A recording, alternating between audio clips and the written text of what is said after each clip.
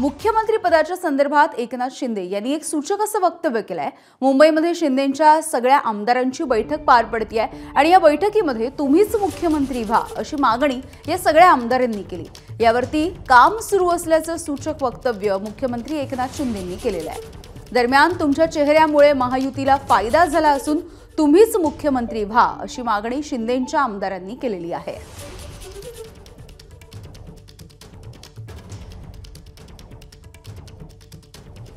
जनतेने आपल्याला आशीर्वाद दिले आहे।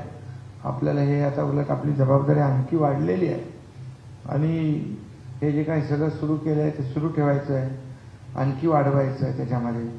आणि आपल्या प्रत्येक आमदार जे निवडून आलेले आहेत या सगळ्यांचं मी अभिनंदन करतो, मनापासून आपल्याला शुभेच्छा देतो। एवढंच सांगतो की आता मात्र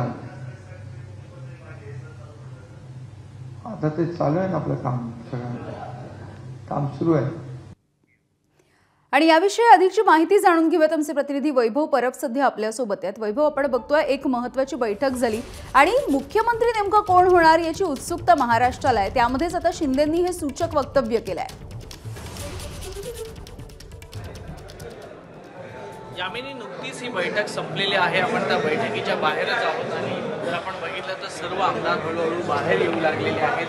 तर शिवसैनिकांच्या मनात जी काही ऊर्जा होती ती त्या सर्व आमदारांनी आहे ती मुख्यमंत्री एकनाथ शिंदेंसमोर बोलून दाखवली। खरं तर ज्या दिवशी निकाल लागला त्या दिवसापासून हेच आमदारांचं आणि खासदारांचं म्हणणं होतं की एकनाथ शिंदे हे आमचे नेते आहेत, तर आमची इच्छा हीच आहे की एकनाथ शिंदे यांनीच मुख्यमंत्री व्हावं। आपल्यासोबत गुलाबराव पाटील आहेत, किरण सामंत आहेत, भैया सामंत जे पहिल्यांदाच आमदार झालेले आहेत। गुलाबराव पाटील यांच्याकडून आमच्या पाटील साहेब, काय नेमकं आमदारांचं मत होतं? कारण योजनांसंदर्भात मुख्यमंत्री माहिती देत होते, परंतु त्यावेळेला मुख्यमंत्र्यांचा चेहरा बघून लोकांनी मतदान केलं अशी एक भावना आमदारांची होती।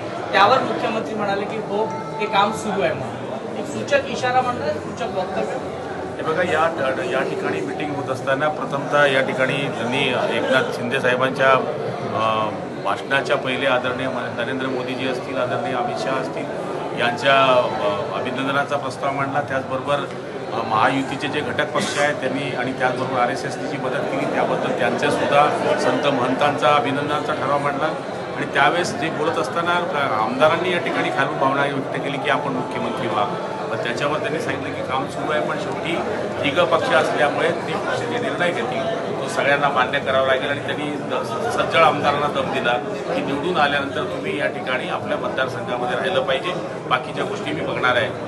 काम सुरू आहे म्हणजे दिल्लीश्वरांची बोलणं सुरू आहे, दिल्लीतल्या काही निरोपाची वाट बघताय, या वक्तव्याचा अर्थ काय आहे? हे बघा, त्यांच्या म्हणण्याचा अर्थ असा होता की तिघ जण बसून याचं काम सुरू आहे, याचा अर्थ चुकीचा अर्थ कोणी काढू नये। मला तरी असं वाटतं की निश्चितपणाने त्यांनी आपल्या आमदारांची समजूत घातलेली आहे। भैया, तुम्ही पहिल्या टर्ममध्ये आलेला आहात, मुख्यमंत्री म्हणजे एकनाथ शिंदेने तुम्हाला संधी दिली, या वक्तव्याचा अर्थ तुम्ही कसा बघता?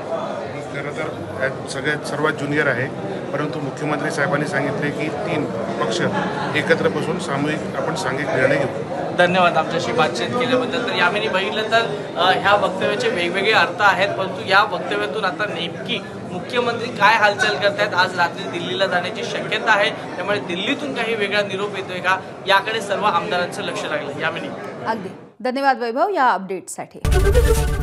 ABP माझा, उघडा डोळे बघा नीट।